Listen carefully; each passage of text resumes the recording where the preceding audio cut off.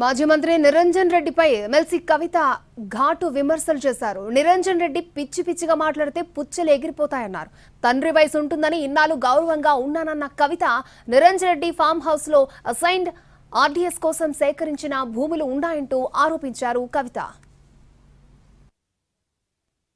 మళ్ళా BRS party జన్మలో కోలుకోలేని దెబ్బపడ్డది.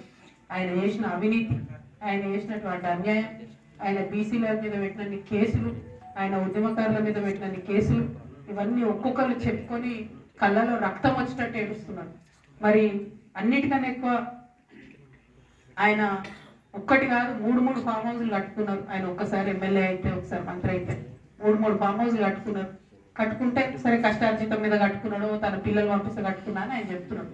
ఇబ్బంది లేదు, కానీ అందులో అసైన్ భూములు ఉన్నాయని చెప్తున్నాడు. అందులో ఆర్డీఎస్ కోసం సేకరించినటువంటి భూములు ఉన్నాయని చెప్తున్నారు. మొత్తం కృష్ణా నది కంప్లీట్ గా ఒక కాలువ అంతా మీ ఫామ్ హౌస్లకి వెళ్ళిపోతుందని చెప్తున్నారు. దాని మీద మరి ఎందుకు ఇప్పుడు కాంగ్రెస్ గవర్నమెంట్ ఎంక్వైరీ చేస్తలేదు?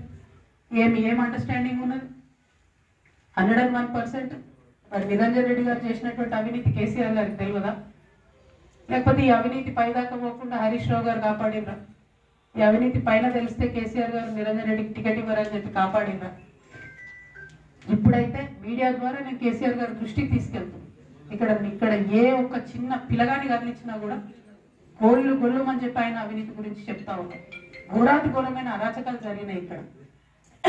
ఇట్లాంటి నాయకుల్ని ప్రజల మీద రుద్దడం ఎందుకు? ఉద్యమకారులను ఇబ్బంది పెట్టడం ఎందుకు?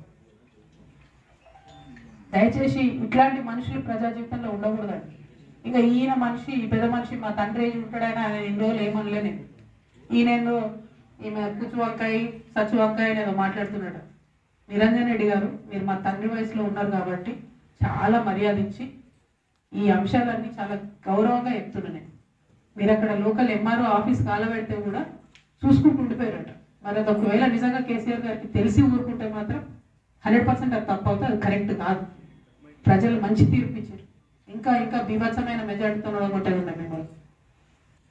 ఇంకొకసారి నా మీద ఎటువంటి మాట్లాడితే తండ్రి వయసుని కూడా చూడము, పిచ్చిగా మాట్లాడితే పుచ్చలేసిపోతే చెప్తున్నాను. సిన్సియర్గా సీరియస్గా ప్రజల సమస్యల మీద మాట్లాడుకుంటూ తిరుగుతుంటే ఎందుకంత భయమవుతుంది మీకు? మీరు అంత తెలివితేటలు ఉన్నోళ్ళు అయితే, అంత గొప్పోళ్ళు అయితే, కేసీఆర్ గారు మీకు వ్యవసాయ శాఖ మంత్రి ఇస్తే ఎంత పని చేయాలి కాన్స్టిట్యున్సీకి? ఇట్లా పీడించుకొని తింటారా?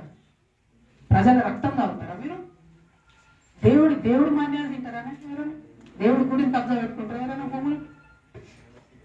పెద్ద సంత మీకే కావాలి, వనపర్తి మార్కెట్ మీకే కావాలి, గద్వాళ్ళ భూములు మీకే కావాలి. ఏంది ఇది? అంతుండాలి కదా భూదాహానికి, ధనదాహానికి.